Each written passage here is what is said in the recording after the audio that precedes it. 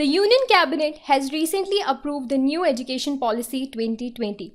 This is said to be one of the major decisions which can completely revolutionize our education system. Under this, one of the major decisions that Cabinet has taken is the renaming of the Ministry of Human Resource and Development as Ministry of Education. Yes, now from Mr. Ramesh Pokhriyal ji, our HRD Minister will be called as Minister of Education. Being first education policy of 21st century, it will replace 34 years old National Policy on Education 1986. It required changes to meet the contemporary and the futuristic needs of India's large youth population, right?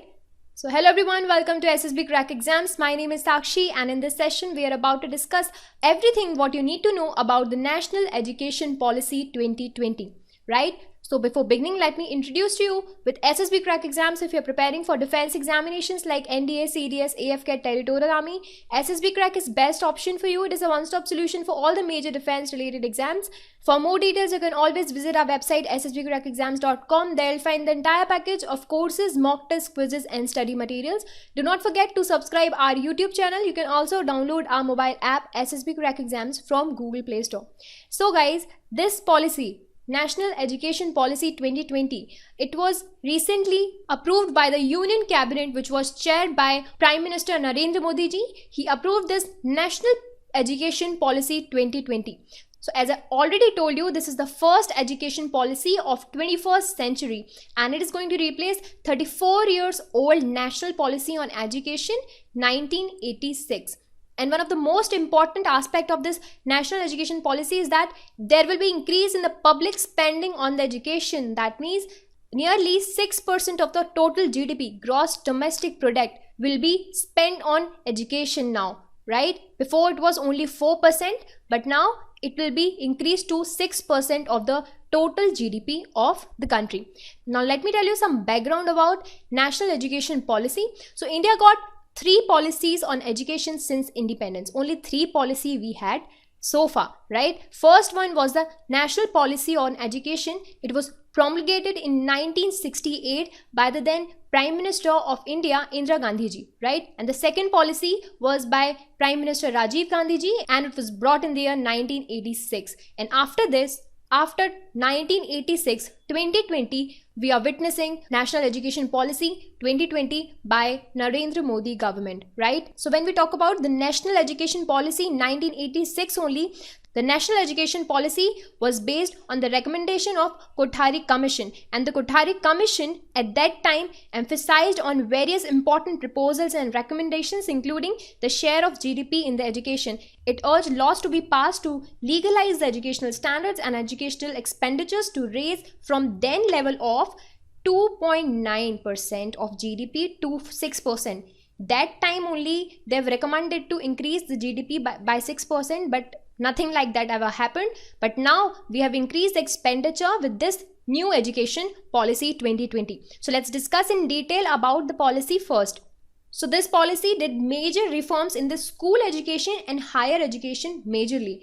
Okay, so we'll discuss each for school education, also for the higher education separately. So we'll start with the components of the school education. So first and the foremost thing is the universal access for pre-primary school to grade 12 and the target is set to be 100%. Okay, there is no compromise. There is a target of 100% for gross enrollment ratio in the school education by 2030. All right, the second thing is early childhood care and education. Okay, so the education for all between 3 to 6 years by 2025. It is a universal provision for quality early childhood development, care and education. It must be achieved by 2030 to ensure that all the students entering grade 1 are school ready already. Now next component is important. It has replaced 10+2 thing. Let me tell you how. See, so far in our system we have a system of 10+2. Okay, this is how it works, but now they have changed it to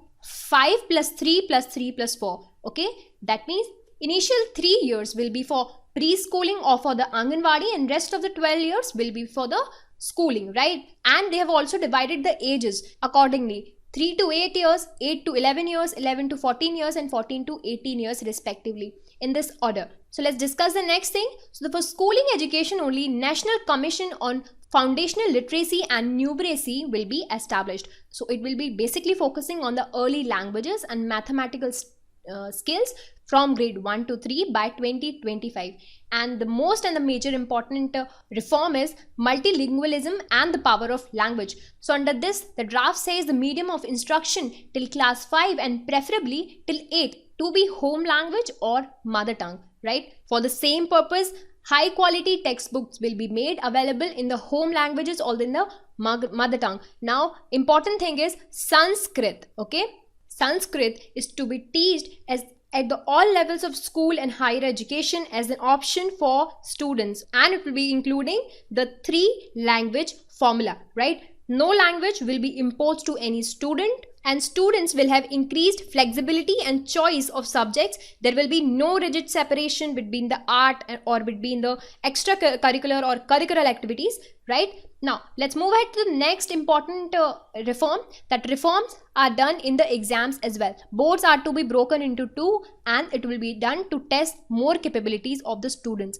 Another important fact is new National Assessment Center will be established and it will be named as PARAK, okay? It will be a standard setting body for assessment of students pan-India. Apart from it, they've talked about the equitable and inclusive education by emphasizing socially disadvantaged people, girls, socio and cultural identity children's for education, right? A gender inclusive fund to be instituted by the Government of India to provide equitable quality education for all the girls and transgender students specially. Apart from it, teachers recruitments and career path is also mentioned there. The national professional standards for teachers will be set up and it will be developed by 2022 for all the teachers. Under this, they'll be recruiting motivated, energized and capable faculties. They'll be recruiting them on the basis of merit.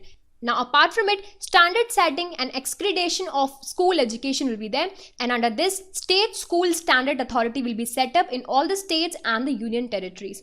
Vocational education, right? By 2025, at least 50% of all the students will have the exposure to the vocational education under this draft. Now, coming to the higher educational section, so there are several changes and several reforms that are done in the higher education as well, and one of the most and the important one is the MPhil. So MPhil degree has been discontinued. Those students who are in the research field or want to do research, they can directly go towards the PhD. Now coming to the major reforms in the higher education sector. The first thing is increase in GER in higher education. Here also they are aiming to reach at least 50% gross enrollment ratio by 2035 from 36.3% now in 2018, right? So they need to reach 50% by 2035. This is the target. The next thing is holistic multidisciplinary education, right? The government emphasized on the multidisciplinary holistic education at the undergraduate level, and in the undergraduate also there is one important reform, that UG degree is to be either of 3 to 4 years, right? That means your undergraduate degree, it can be from 3 to 4 years with certification after each year. Here you can see multiple entry and exit points with appropriate certification. So under this, the time period is allotted for certificates 1 year, for advanced diploma 2 years, for bachelor's degree 2 years, and for bachelor's degree with research will be completed in 4 years, right? And under this, one academic bank of credit will be established for digitally storing academic credit earned from different higher educational institutes so that they can be transferred and counted towards the final degree earned. Now coming to the next important thing, it is multidisciplinary education and research universities. So what is this? It is to be set up in or near each districts for promoting research in all the fields, okay? Apart from it, also rationalize institutional architecture, higher educational institution clusters and knowledge hubs. They are to be set up with each having 3,000 plus students, right? And the most important, National Research Foundation will be set up and it will be created to make the culture of research that permeates through all the universities. Then another important point is financial support for all the students. So right under this, students from unprivileged classes, they will be incentivized per merit. Like SC, STs, OBCs, they will be given the financial assistance. And under this, open and distant learning is to be expanded, and it will play a major role in increasing the GRAS enrollment ratio by 50%, right? Another important thing is motivated and energized and capable faculty. As I told you before, there should be effective governance and leadership in higher educational institutions, right? And there will be regulatory body, and it will be named as Higher Education Commission of India, and it is to be single umbrella for all the higher education in India. After this, they have emphasized on teachers' education, right? A new and comprehensive national curriculum framework for teachers' education, it is to be formulated. There will be technology in education, like National Education Technology Forum. It is to be formed to promote the use of technology, adult education, and the aim for adult education is 100% by 2030. That is, aim to achieve 100% youth and adult literacy by 2030. The main emphasis was on the promotion of Indian languages, higher educational institutions to promote the higher education in the mother tongue or local languages, as we seen in the school education as well, right? And this point we have already discussed, that investing in the future, that educational sector to reach 6% of GDP at the earliest, which is the need of the hour, right? The national education policy was long due and much awaited reform in the educational sector of India, which would transfer millions of lives in the time to come. The era of knowledge where literacy, research and innovations are important. The new policy would transform India into a vibrant knowledge hub for sure. So guys, this is all about this session. Keep working hard towards your goal. I'll see you in the next session. Till then, work hard. Jai Hind.